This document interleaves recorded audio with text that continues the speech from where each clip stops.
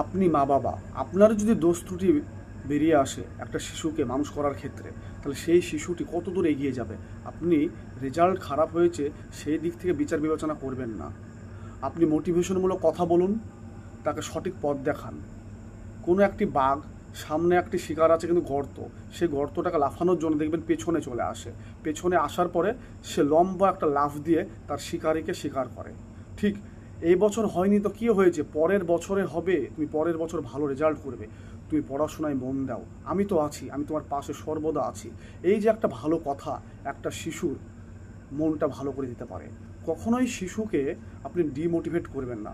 এমনি শিশুরা রেজাল্ট যদি খারাপ করে আপনি বকাধকা করেন, তাহলে দেখবেন সে ভীতু হয়ে পড়ে। শিশুদের মধ্যেও কিন্তু লজ্জাবোধ আছে। রেজাল্ট একটা ফর এক্সাম্পল দিয়ে বোঝাতে চাই, কোনো একটা সাবজেক্টে 50-এর মধ্যে কেউ 50 পেয়েছে, কেউ 30 পেয়েছে, কিন্তু একটি শিশু পেয়েছে 12, 13 বা 5। আপনি সেই শিশুটিরই পিতামাতা, আপনি তাকেই বকাধকা করলেন, সেই শিশুটি কিন্তু লজ্জিত হবে।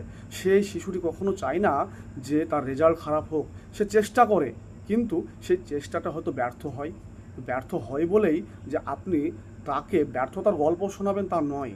আপনি সর্বদা দেখবেন যে কি হয়, মোটিভেশনমূলক কথার মাধ্যমে কিন্তু অনেক শিশুই তার নিজের লক্ষ্যের দিকে সফলতার সঙ্গে এগিয়ে যেতে পারে। তাহলে আপনার করণীয় হচ্ছে, আমি আছি বাবা বা মা, তোমার পাশে আছি। সর্বদা তাকে এই ধরনের কথা বলুন, তাকে সাহস যোগান। দেখবেন রেজাল্ট নয়, বাস্তব সমাজেও তার চিত্রটা ফুটিয়ে উঠবে। সে ভালো কিছু করার জন্য নিজের মধ্যে থেকে চাহিদা যোগাবে।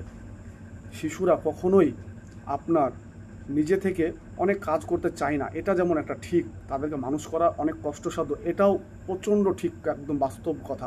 সেই কথার মধ্য দিয়েই তাকে সঠিক কাজটি করার জন্য প্রেরণা করুন, প্রেরণা জাগান, তাহলে দেখবেন সেও কাজটি করবে। অনেক সময় শিশুরা দেখে অনেক কিছু করে এবং শুনেও অনেক কিছু করে। আপনি মা বাবা হিসাবে তার কাছে হিরো হয়ে থাকুন। আপনার নিজের দোষ ত্রুটি, আপনার এটাই বলার শেষ কথা যে তাকে কোনো সময় রেজাল্ট খারাপ হয়েছে বলে তার ওপর ডিমোটিভেশনমূলক কোনো কথা বলবেন না, তাকে কোনো ভয় দেখাবেন না, তাকে সাহস যোগাবেন, একটাই কথা। এবং এই ভিডিওটি যদি ভালো লেগে থাকে অবশ্যই শেয়ার করবেন। ধন্যবাদ।